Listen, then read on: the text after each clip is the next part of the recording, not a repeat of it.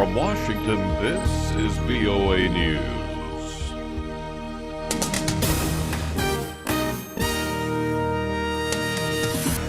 Coming up, the latest on the Ebola outbreak.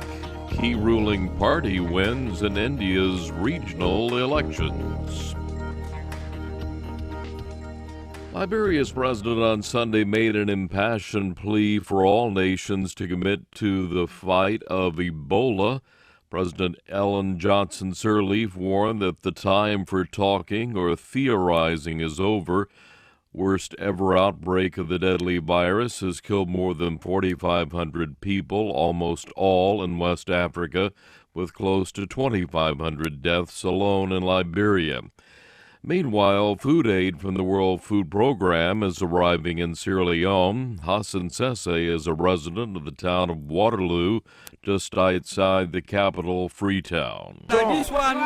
Things are very hard for us. May God help them. We want the World Food Program to do more for us. Send more for we back. On Sunday, German Foreign Minister Frank-Walter Steinmeier told a gathering of health experts in Berlin that the 28-nation EU needs to become faster and more effective and should do a better job of sharing its capabilities in the fight against Ebola. Turkey says it will not arm Kurdish fighters in their battle with Islamic State militants for control of Kobani, a Syrian town just across the border from Turkey. Turkish President Recep Tayyip Erdogan Sunday called the embattled Kurdish forces equal to the Kurdistan Workers' Party, which waged a 30-year armed campaign for self-rule in Turkey. Turkey and the U.S. consider the group to be terrorist. Meanwhile, in neighboring Iraq, Australia says it has reached agreement to allow its forces into Iraq to help the fight against the Islamic State militants. This is VOA News. Hong Kong leaders accused foreign forces of involvement in the Chinese territory's pro-democracy protest. During a TV interview late Sunday, Leung Chun-ying said the weeks-long demonstrations are not entirely a domestic movement. However, he declined to name the foreign countries or groups he believes are behind the protest. His comments echo recent commentary in China's state-run media, which has accused the United States and other Western countries of manipulating protest.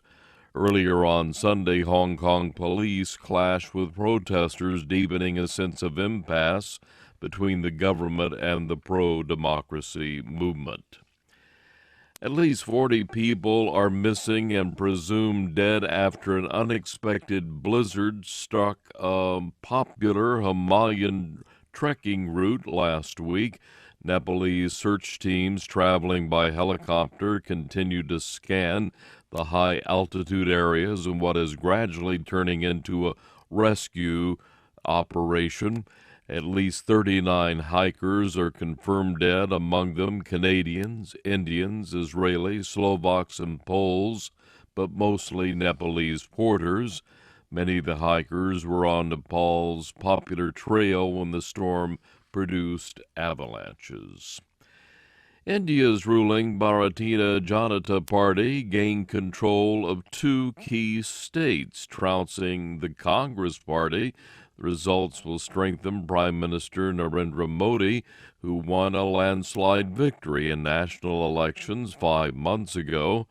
Anjana Pasricha has details. The Bharatiya Janata Party's huge margin over its rivals put it on course to form governments in the northern Haryana and western Maharashtra states, setting off huge celebrations by party workers. BJP head Amit Shah called the victories an endorsement of Prime Minister Narendra Modi. Shah says people have put a stamp of approval on the programs and the manner in which the BJP has been running the federal government. In a tweet, Prime Minister Modi called the win historic and a matter of immense happiness and pride. Anjana Pasricha for VOA News, New Delhi. 4 civilians have been killed in new fighting between Ukrainian forces and pro-Russia separatists in eastern Ukraine. Last month's ceasefire has mostly held in the region, except in separatist stronghold of Donetsk, where Kiev's forces and the insurgents have engaged in daily clashes. Sweden's military searching its waters near Stockholm after detecting foreign underwater activity, possibly a damaged Russian submarine. Sweden has described the search 50 kilometers east of Stockholm as an intelligence operation and the country's biggest since the Cold War. Russia denied Sunday any of its submarines were involved in the incident. That's the latest world news from VOA.